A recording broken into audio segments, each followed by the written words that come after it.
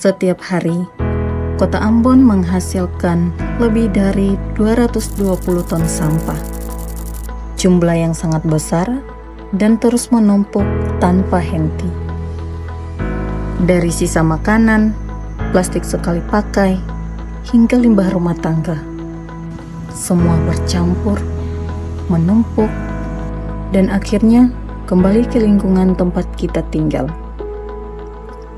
Di balik kenyamanan hidup kita, ada mereka yang harus bernafas dengan bau sampah setiap hari, hidup berdampingan dengan serangga, dan terus dihantui ancaman penyakit. Ya, selama katong di sini kan memang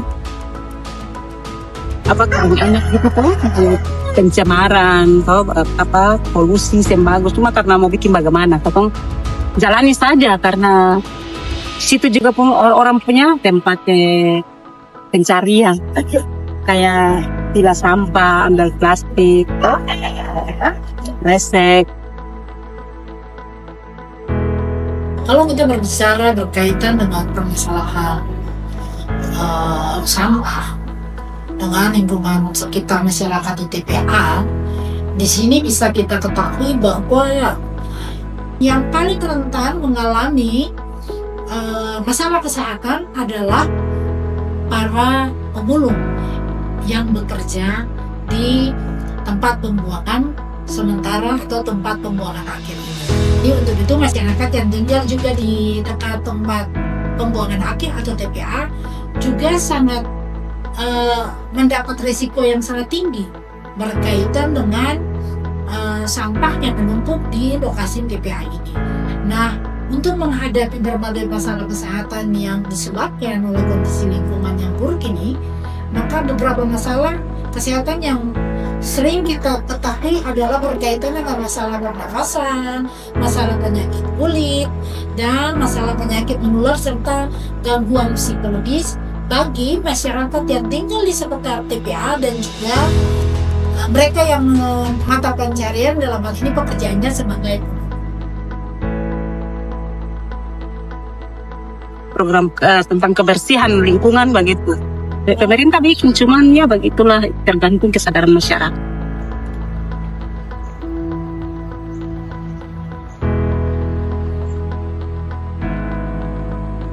Masyarakat di sini memang sudah diajak untuk ada sosialisasi untuk pemanfaatan sampah daur ulang, misalnya buat kerajinan. Cuma sayangnya itu sekarang ini terputus.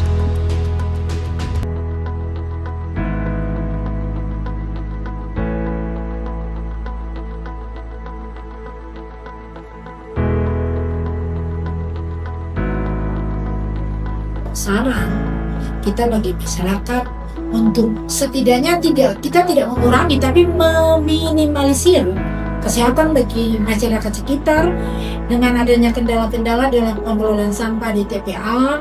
Itu juga kita perlu bahwa masalah sampah di TPA bukan hanya menjadi masalah masyarakat, tapi itu juga menjadi masalah pemerintah, ya. Jadi dapat diharapkan dengan adanya peran dari stakeholder, dalam hal ini pemerintah terkait, maka kita bisa mengatasi melalui upaya sosialisasi kepada masyarakat dan perekrutan tenaga kerja lokal.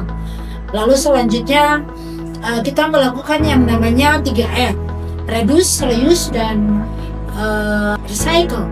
Karena dengan adanya kita melakukan pengelolaan dan pengolahan sampah yang baik dan benar, maka dengan sendirinya kita juga bisa mengurangi dampak penyakit atau dampak kepada kesehatan masyarakat sekitar.